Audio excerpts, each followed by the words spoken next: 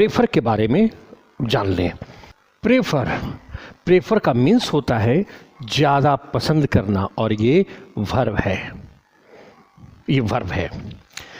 अब इसका मतलब ज़्यादा पसंद करना दो चीज़ों के बीच, तब इसके साथ मोर हम लोग लगाएंगे ही नहीं, मोर या मोस्ट भी नहीं लगाएंगे। ठीक, जैसे एग्जाम्पल में देखो, मैं चाय और कॉफ़ी दोनों पसंद करता हूँ, लेकिन मैं कॉफ़ी ज़्यादा पसंद करता हूँ।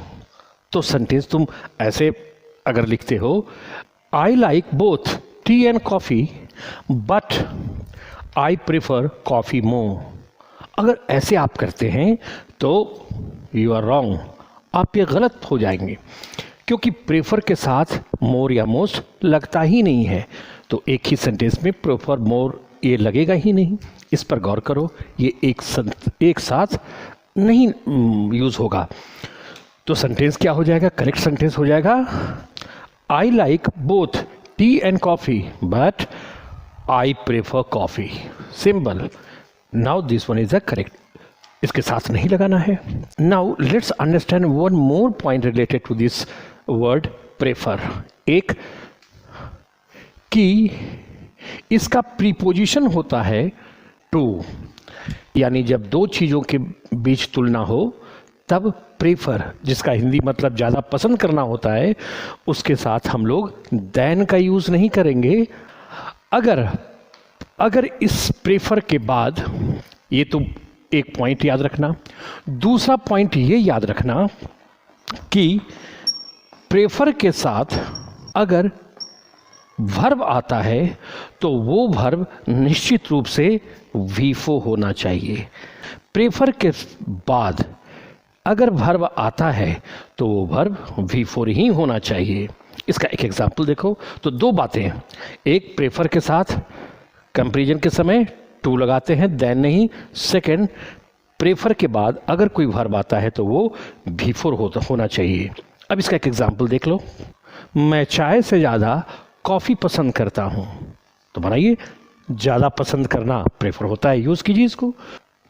तो I prefer coffee than tea, wrong, ये गलत है, क्योंकि प्रेफर के साथ हम लोग देन नहीं लगाते हैं। तो कंपैरिजन करते समय क्या लगाते हैं? टू। तो सेंटेंस क्या हो जाएगा? I prefer coffee to tea. Now ये करेक्ट सेंटेंस होगा। अब यहाँ पर प्रेफर के बाद तो नाउन है तो बात खत्म। लेकिन अगर इसी प्रेफर की मदद से दो वर्ब्स का कंपैरिजन हो, वो दोनों वर्ब V4 में रहना ज़रूरी है। जैसे मैं टहलने से ज़्यादा तैरना पसंद करता हूँ।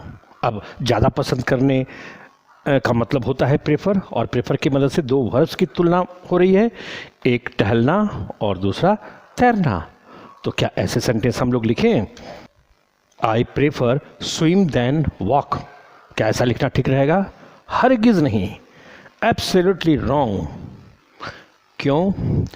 प्रेफर के साथ दो वर्ब की तुलना हो रही है, तो ये दोनों वर्ब V4 होना चाहिए।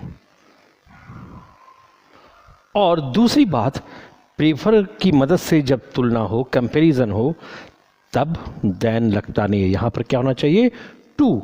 तो सेंटेंस, करेक्ट सेंटेंस क्या होना चाहिए? The correct sentence should be I prefer swimming to walking. ऐसे लिखना है। So please take care of this points.